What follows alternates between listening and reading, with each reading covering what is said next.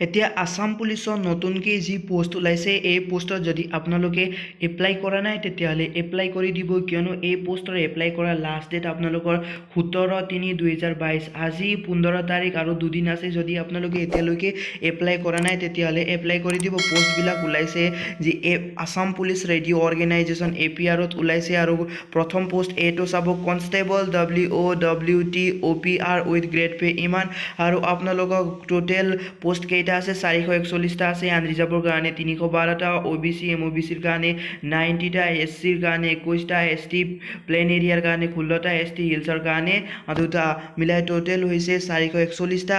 এতিয়া ফাৰ্ষ্ট পোষ্টৰ কাৰণে আপোনালোক এডুকেশ্যনেল কোৱালিফিকেশ্যন বিচাৰিছে 10+2 উইথ ছায়েন্স আৰু আপোনালোক ছাবজেক্টবিলাক হ'ব লাগিব ফিজিক্স, কেমেষ্ট্ৰি আৰু মেথমেটিক্স। তেনেকৈ এতিয়া ছেকেণ্ড পোষ্টটো চাব। এই পোষ্টৰ কাৰণে আপোনালোকৰ যি এডুকেশ্যনেল কোৱালিফিকেশ্যন হয় আপোনালোকে জাষ্ট 12 পাছ হ'লে আপোনালোকে ইয়াত এপ্লাই কৰিব পাৰিব।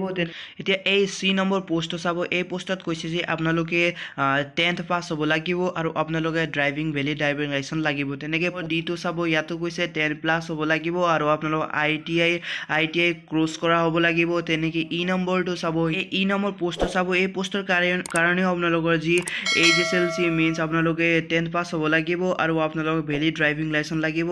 আৰু এতিয়া B নম্বৰ পোষ্ট চাব। ইয়াত ফায়াৰ এণ্ড ইমাৰ্জেঞ্চি পোষ্ট আছে। ইয়াৰ এডুকেশ্যনেল কোৱালিফিকেশ্যন চাবলৈ গ'লে 10+2 মানে 12 হ'ব লাগিব আৰু ছায়েন্সৰ পৰা আপোনালোকে ষ্ট্ৰীম ছায়েন্স হ'ব লাগিব, তেতিয়া আপোনালোকে এপ্লাই কৰিব পাৰিব। তেনেকৈ B নম্বৰ ইয়াতো আছে ড্ৰাইভাৰৰ পোষ্ট। আপোনাৰ ইয়াত 8 পাছ আৰু আপোনালোকৰ ভেলিড ড্ৰাইভিং লাইচেন্স হ'লে আপোনালোকে এইটোত এপ্লাই কৰিব পাৰিব। এনেদৰে আপোনালোকৰ পোষ্টবিলাক আছে। আপোনালোকে যদি এপ্লাই কৰা নাই এতিয়ালৈকে তেতিয়াহ'লে 17 তাৰিখলৈকে লাষ্ট ডেট আছে, তেতিয়া আপোনালোকে এপ্লাই কৰিব পাৰিব। ইয়াত পোষ্টবিলাক আপোনাৰ ডিষ্ট্ৰিক্ট ৱাইজ আপোনালোকে পোষ্টবিলাক চাব পাৰিব।